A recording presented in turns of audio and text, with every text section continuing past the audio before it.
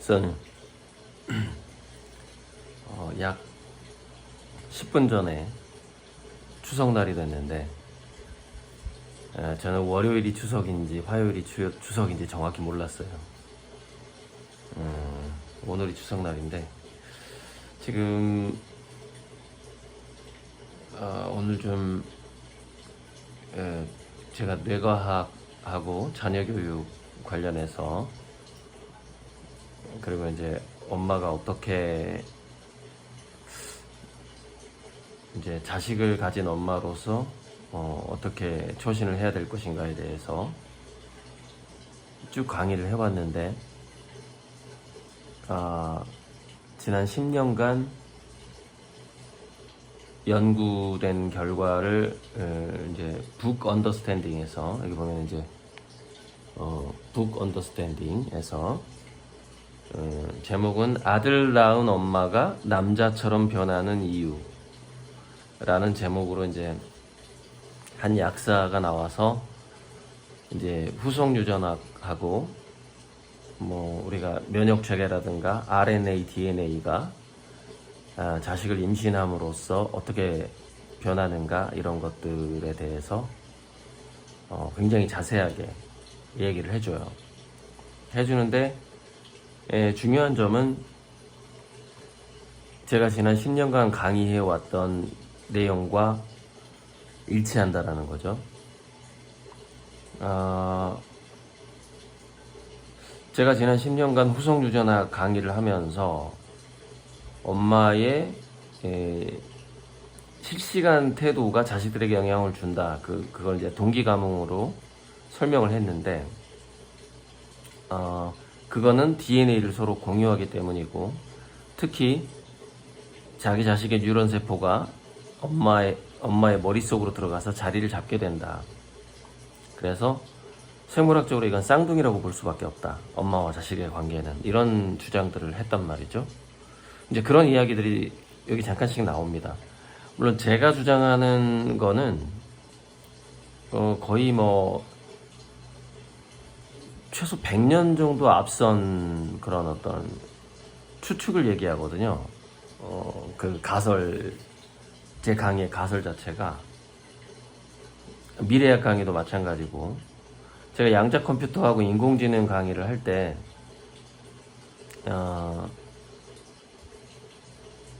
다른 차원의 세계, 즉 영계하고 인공지능이 결합될 거라는 이야기까지 했어요. 미래 사회가. 그러니까 이거는 뭐 몇십 년 정도의 미래를 내다보는 가설이 아니죠. 거의 100년 단위라고 봐야 돼요. 굉장히 섬세해질 것이다, 그 양자 컴퓨터가, 인공지능이. 그러다 보면은 다른 차원을 보게 될 것이고 다른 차원하고 소통하게 될 것이다, 이런 얘기를 했었고, 인공지능 관련해서는. 그러니까 인공지능 관련해서 일반적인 이야기는 거의 이제 언제 상용화 될 것이냐, 이런 것까지 해서 이제 뭐 제가 추측한 바대로 이제 흘러가고 있고, 미래 자율주행차의 중요성이라던가 뭐 공간의 변화라든가 이런 것들 다 뭐 이제 제가 더 이상 얘기할 필요가 없을 정도로 잘 그렇게 흘러가고 있고요. 그러니까 거듭 얘기하는 것은 이제 앞으로 100년이죠. 앞으로 100년, 이 문명, 이 지구의 문명이 어떻게 될 것인가.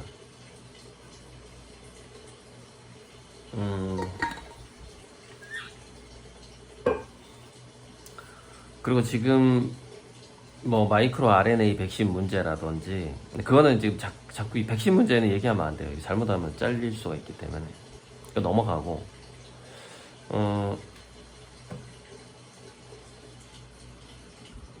그러니까 제가 말은 하고 싶었으나 어떤 이제 머릿속에서 가설이 정해지고 어떤 주장을 하고 싶었으나 근거가 있어야 된단 말이죠. 그래서 어떤 책에서, 후속유전학과 관련된 책이었겠죠, 어떤 생물학 책에서 아들을 임신했던 엄마의 간세포와 뇌세포에서 Y 염색체가 발견되었다라는 한 줄을 읽어요. 그게 거의 이제 10년 전이에요. 그러면서 이제, 블러드 브레인 베리어, BBB라는 것을 통과한다. 뉴런 세포가 통과한다. 근데 그것도 이제 읽죠. 그리고 또 뭐냐면은 태아기 때는 혈액형의 영향을 많이 받지를 않아요. 그러니까 뭐 엄마하고 애가 혈액형이 다르다고 해서 그거를 이렇게 공격한다거나 하지는 않죠. 그 뉴런 세포는 또 뭐 적혈구라든가 이런 것과 그거보다 더 작기 때문에 또 관계를 받지 않고. 그래서 이게 점점 부모와 자식은 쌍둥이 관계로 가버리는구나.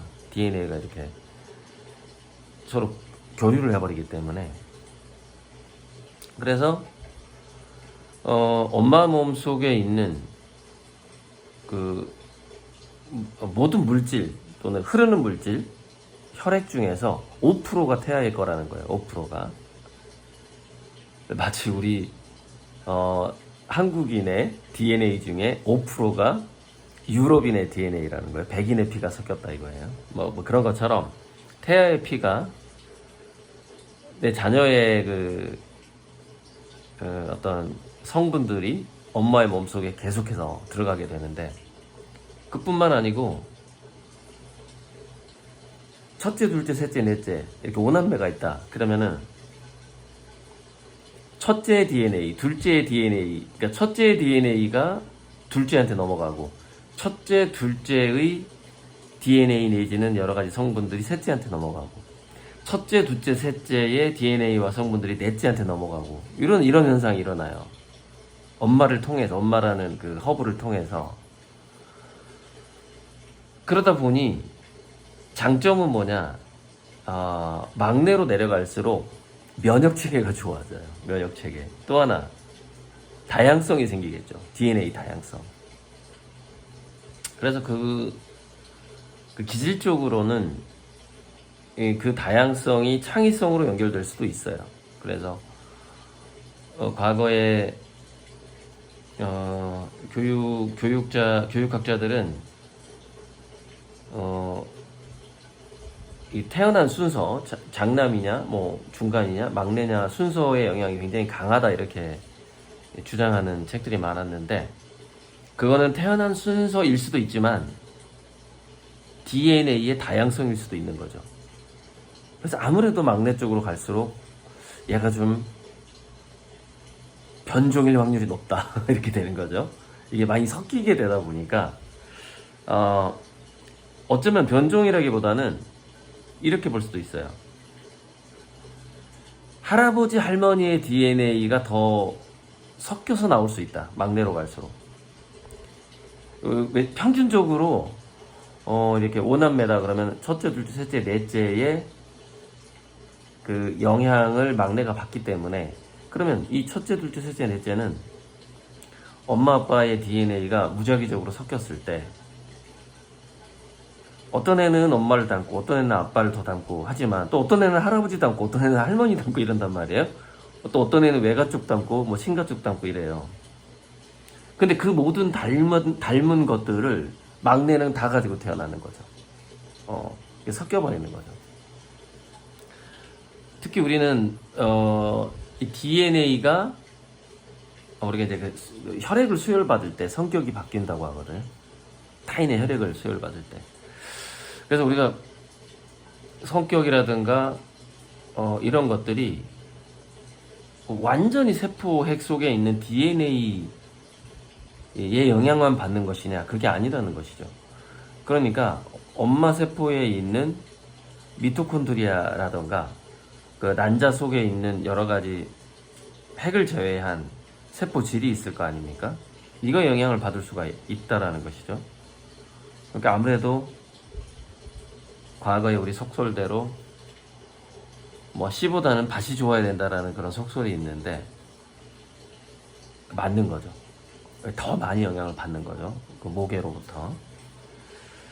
그리고 이제 우리가 어떤 먹는 음식에 의해서 DNA가 발현되는 문제, 그런 문제도 이제 이 영상에 나와요. 그래서 이거는 이 영상 댓글로 달아드릴 거고, 제가 지난 10년간 강의했던 후속 유전학 관련된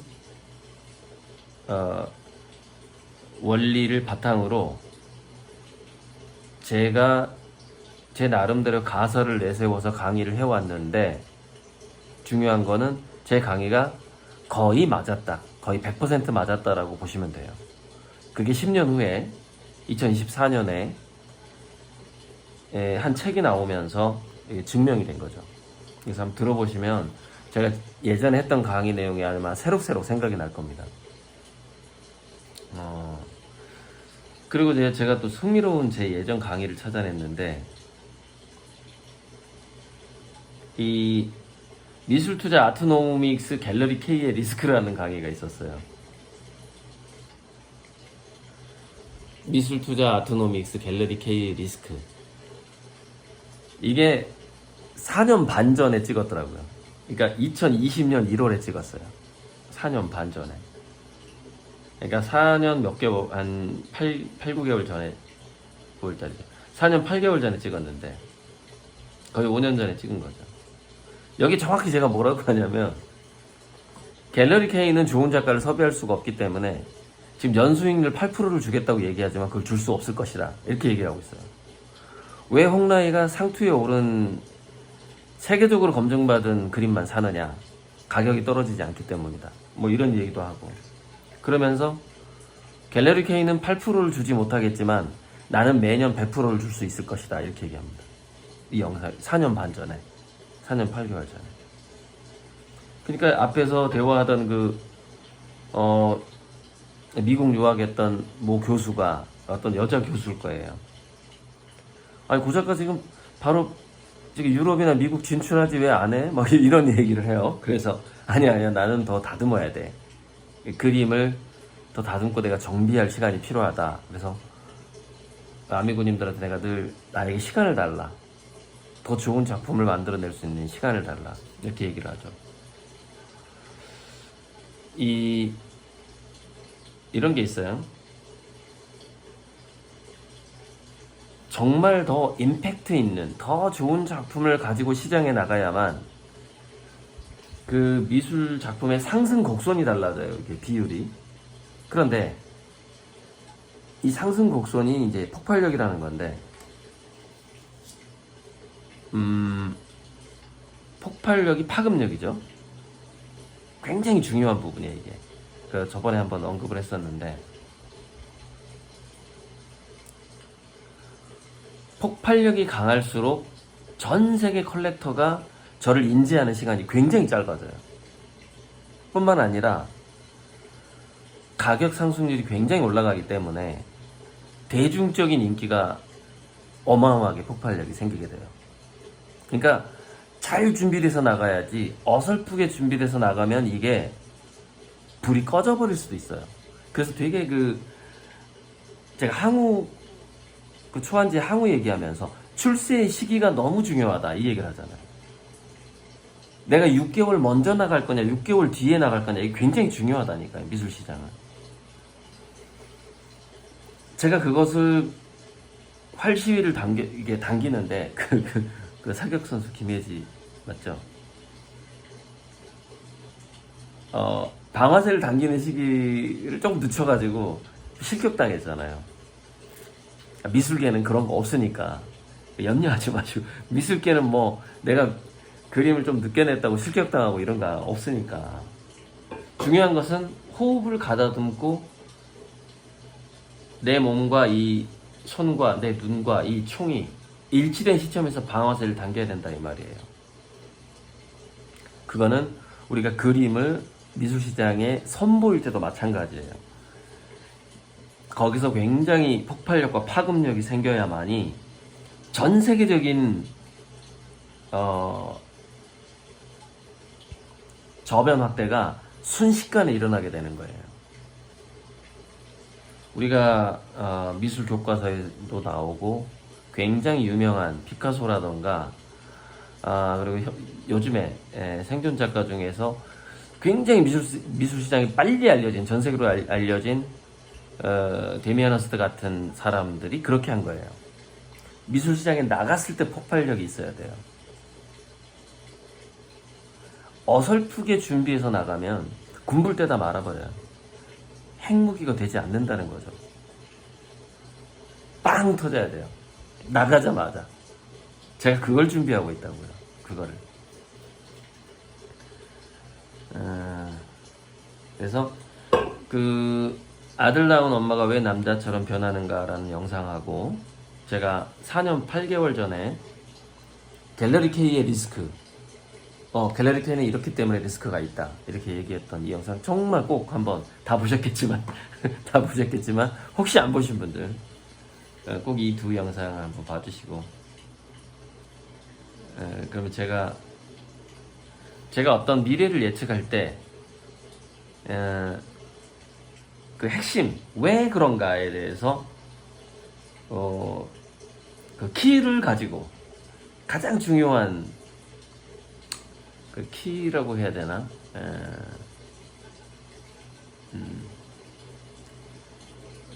목줄, 뭐 턴키, 핵심, 그거를 파악하고 미래에 대해서 얘기를 하는 겁니다. 그걸 파악하고, 그건 인공지능이나 로봇이 이 지구를 바꾸는 것도 마찬가지고, 제가 화분기통을 주장하는 것도 제가 생각하는 그 턴키가 있어요. 그럴 수밖에 없는 이유가 있어요. 그걸 느끼고 얘기하는 거예요. 그걸 느끼고 미래가 그렇게 갈 수밖에 없겠구나 라는 걸 느끼는 거예요. 교육에 있어서도 왜 엄마 두뇌 속에서 Y염색체가 발견되는가, 그거하고 진화생물학하고 여러 가지 요소를 가지고 이거네 하고서 자신 있게 자녀교육 강의를 한 거죠.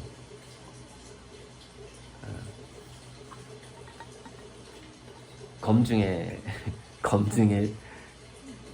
시기가 24년이 되니까, 24년 하반기로 넘어가니까 제가 지난 10년간 했던 이야기가 검증되는 이런 영상들이 지금 등장하고 있고, 저는 AGI는 2024년에 등장할 거라고 2016년쯤에 그 이세돌이 바둑에서 졌을 때 그때 이미 예상을 했고, 그 다음에 2017년경부터 아마 떠들고 다녔던 것 같아요. 2024년이면 AGI가 나올 것이다.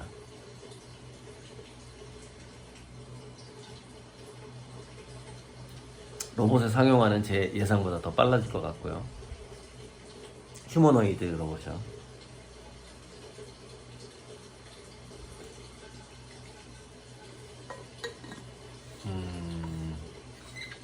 자, 이 정도의 추석날 새벽인데, 좋은 이 북 언더스탠딩을 보면서 굉장히 기분이 좋았습니다.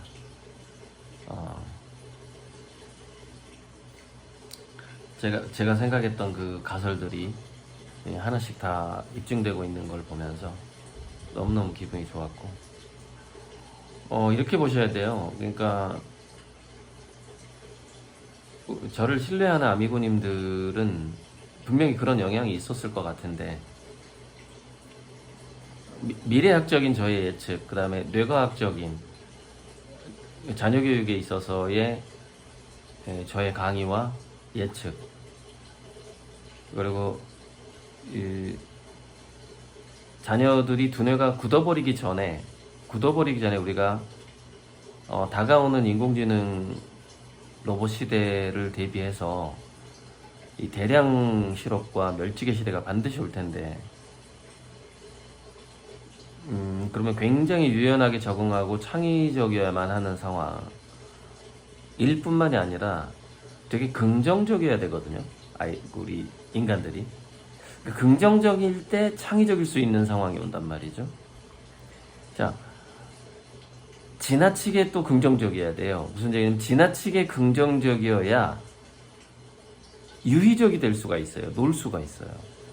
근데 노는 것의 가치가 너무 중요해져 버리는 거예요, 미래 사회가. 그래서 그때 이제 호모로 댄스를 계속 주장을 했고, 그 호모 루덴스가 또 안 되는 애들이 있어. 체질적으로 놀 수 없는 애들이 있어요. 그러면 덕후로 키우라는 거죠. 그 호모 루덴스형으로 키울 거냐, 덕후형으로 키울 것이냐, 둘 중에 하나를 해야 된다는 거죠.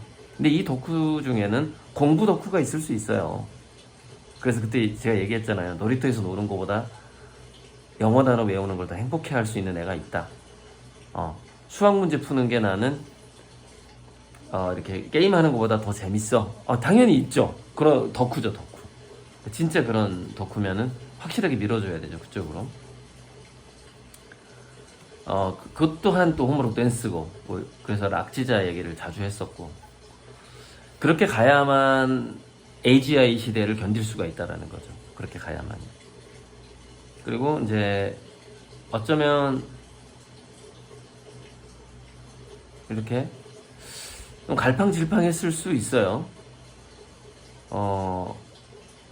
차라리 학교에서 자게 해라. 제가 이런 얘기도 했고, 진도 못 따라가서 이 학교에서 잠자는 애는 푹 자게 해줘야 된다. 자는 애를 깨우는 건 이건 살인이다, 살인. 감옥에 가지 않는 살인이다. 이렇게 주장을 했고, 왜 천천히 죽이니까, 말려 죽이니까. 창의력을 말려 죽이는 거죠. 차라리 교실에서 자야지 나중에 창의력이 발현된다. 이런 식으로 얘기를 했고. 그런 저의 주장들이 다 검증될 겁니다, 앞으로. 그렇게 갈 거예요. 그리고 이런 얘기도 있었죠. 제가 말한 대로 자녀를 교육을, 물론 이제 양육 교육이라는 것도 없죠. 저는 약간 좀 방치 스타일로 하라고 했으니까. 해서 지금 피해를 본 것 같다. 그럼 내가 보상해주겠다. 책임지겠다. 내가 취직시켜주겠다, 내 직장에. 이런 얘기도 했었고. 취직이라기보다는 놀이터를 만들어서 놀 수 있게 해야 되겠죠. 사람 함부로 취직시키면 안 되겠더라고요. 정직원 만들어줬더니 회사를 뺏어 먹으려고 하니까 함부로 취직시키면 안 되고, 즐거운 알바를 하게 하는 방식이 맞는 것 같아요. 미래 사회는 단기 알바인데 즐거워야 되는 거죠. 그러니까 그것이 사람들이 헷갈리게 만들어야 돼. 내가 지금 노는 건지 일하는 건지 공부하는 건지 헷갈려야 돼. 예, 그러니까 체험형 에듀테인먼트가 되는 거죠. 그러니까 체험 에듀가 되는 거예요. 체험 에듀테인먼트가 되는 건데, 그 방식으로 이제 국가든 교육부든 간에 그 방식으로 갈 수밖에 없을 것이다, 앞으로는. 교육 자체가 AI한테 넘어가고, 인공지능이 더 맞춤 교육을 잘해주니까 넘어가는 거고, 선생은 에듀테인먼트, 그 다음에 심리적인 케어, 이렇게 갈 수밖에 없고, 그 다음에 예체능, 이제 덕후를 많이 만들어내야 되니까, 호모로 댄스와 덕후가 결합되니까 문예체로 가는 거죠, 문예체. 그런 거를, 그런 인력이 많이 필요해지니까 그런 교육을 받은 애들이 아무래도 즐거운 일자리가 많이 생기겠죠. 자기가 즐기는 일로서 돈을 벌게 되는 거죠. 그게 덕후 경제고, 그래서 덕후 경제라는 패러다임 속으로 기존의 경제가, 덕후 경제가 엄청나게 커짐으로써 기존의 경제를 이렇게 잡아먹게 되는 이런 현상이 일어나는 거죠. 그리고 그 덕후 경제가 되고 호모 루덴스가 되는 거하고 그린보니 기축통화, 하본기통이 되는 거하고는 또 긴밀하게 연결이 돼 있고, 그렇게 되는 겁니다. 가치의 이동이 인공지능 로봇에 의해서 되게 빨라지는 거예요. 굉장히 실질 가치의 이동이 빨라지는 거죠. 그리고 그 실질 가치의 이동을 빠르게 만드는 것이 뭐냐면은 에너지 해방이에요. 그것은 핵융합이 될 수도 있고, 0점 에너지, 프리 에너지, 제로 에너지, 태양광, 대체 에너지,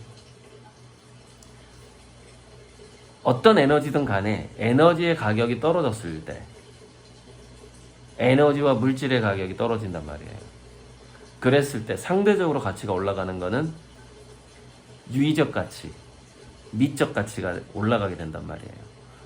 근데 이게 굉장히 급속도로 일어나게 될 것이다. 그러면서 화본기통으로 간다. 이렇게 되는 거죠. 그러니까 미래 사회에 등장할 기술들까지 머릿속에서 변수로 넣고 미래 문명을 내다봐야 된단 말이죠. 그리고 그 미래 사회에 등장할 기술들이 인간들의 사회에 어떤 영향을 줄 것인가를 내다보고 나서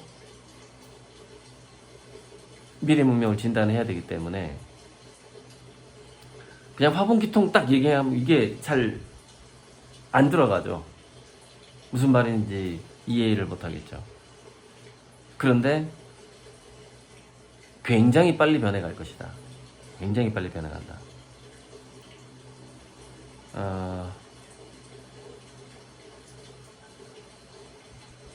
그 세상이 변해가는 가속도가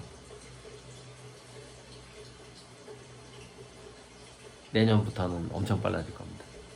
25년부터는 굉장히 빨라져요.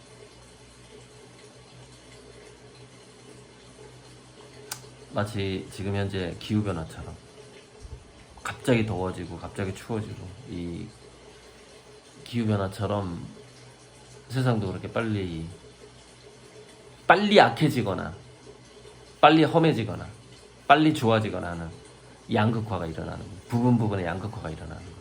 마치 부동산도 마찬가지고, 부동산도 어떤 데는 많이 오르고 어떤 데는 완전히 떨어지고, 인구 이동이나 인구 감소 때문에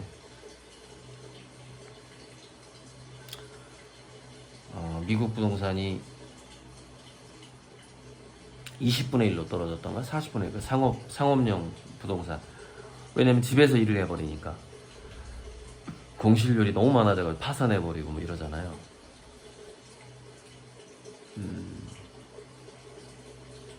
참 예전에 꼬마 빌딩 5층짜리 지하 1층에 뭐 지상 5층 6층짜리 빌딩 하나 갖고서 월세 따박따박 받는 사람들 얼마나 부러워했어요 우리가. 근데 그 사람들 아주 골치 아파지는 거죠. 근데 이 얘기도 저 예전에 강의에서 했습니다. 건물주들이, 그러니까 빌딩이 묘비가 될 것이다 이 얘기를 했어요. 제가 예전에 강의 때 되게 심하게 얘기했습니다.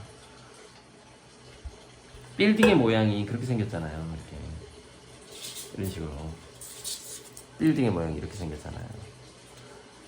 강의에서 이렇게 해서 빌딩이 묘비가 될 것이다. 완전히 슬럼화 된다. 이제 그 얘기도 했었어요. 전에 강의 때. 그렇게 될 수밖에 없다. 근데 그게 왜냐면 기술 변화 때문에 그렇게 될 수밖에 없다. 지금 이제 그 오피스 빌딩들이 다 묘비가 되어 있죠. 그러니까 그거 산 사람들 다 그냥 다 파산하는 거예요. 그 건물주가 파산하는 거죠. 정말 극히 일부 역세권 빼고는, 역세권하고 인구 밀집 지역 빼고는, 밀집 지역조차, 지금 강남조차 그러니까. 예. 그래서 뭐 아무튼 아주 느낌이 좋고요. 그러니까 잘 흘러갈 겁니다. 제가 장담했던 대로 잘 흘러갈 거니까. 아주 추석 날이 지나면서 제가 이틀간 꿈을 꿨는데, SF 꿈을 꾸는데, 전에도 한 편의 영화를 꿈을 꾼 적이 있는데, SF의 그 내용이, 그러니까 약간 미래에 있을 법한 그런 스토리를 제가 이제 꿈을 꾸는데, 정말 대단해요. 그러니까 그냥 바로 영화로 만들어도 될 것 같아요. 뭐 듀니니 뭐니 이런 거 그냥 아무것도 아니게 상대가 안 될 정도의 꿈들이에요. 그 SF 꿈이. 제가 SF 영화는 하나도 안 펴놓고 다 보잖아요. 기존의 영화를 완전히 능가하는 꿈들을 제가 한 2시간짜리 영화를 막 꿈을 꾸는데 꿈속에서 너무 재밌고, 그래서 야 이거 갈수록 이게 꿈이 구체적이 돼가는구나. 그러니까 꿈이 구체적이 된다는 얘기는 뭐냐면요, 제가 지금 다른 차원을 경험하고 온다라고 봐야 되거든요. 꿈속에서 개꿈이 아니에요. 개꿈이 정말 아니라니까요. 완전히 미래 상황을 보는 것 같은 꿈이라니까요. 그래서 굉장히 기분이 좋았는데, 꿈꾸고 나서 그 꿈을 꿨다. 참, 제가 1조를 투자받는 꿈을 꿨어요. 근데 그게 SF 영화랑 이렇게 약간 묶여 있는데, 그러니까 1조를 투자받았는데 막 여기저기 썼어요. 쓰고 나서 3,600억이 남은 거야. 근데 꿈 얘기야. 3,600억이 남았는데, 제가 이제 저를 이제 열심히 응원하는 아미고님들한테는 이미 뭐 10배, 100배씩 갔죠. 근데 뭐 그림을 독촉했거나 저를 귀찮게 했거나 무례하게 대했거나 뭐 소송을 걸었거나 한 사람들은 절대 돈을 주지 않는 거죠. 그게 제 스타일이거든요. 이미 다른 사람도 10배, 100배씩 다 돈 가져갔어. 배당 가져가고 수익을 가져갔어. 근데 저를 조금이라도 힘들게 했던 사람은 절대, 내가 3,600억이 있어도 절대 안 주는 거예요. 한 푼도 안 주는 거죠. 꿈속에서 그런 것도 나옵니다. 그런 상황이 나와요. 완전히 극과 극이 되는 거죠. 그리고 실제로 그렇게 될 겁니다. 그리고 진짜로 이제 한 1조를 투자를 받았을 때는 딱 한 달치만 계약하고 그림 계약하고 안 낸 사람들 제가 2배 환불하고 다 계약 해지시켜 버릴 거예요. 전부터 제가 이 시점을 계속 기다리고 있거든요. 그래서 3개월 이상 낸 사람만 봐주고, 한두 달 내고 전혀 저한테 관심 없는 사람은 어떻게든 연락처를 찾아내가지고 환불시켜 버릴 겁니다. 자, 그 시점이 다가오고 있습니다. 그 시점이. 써님.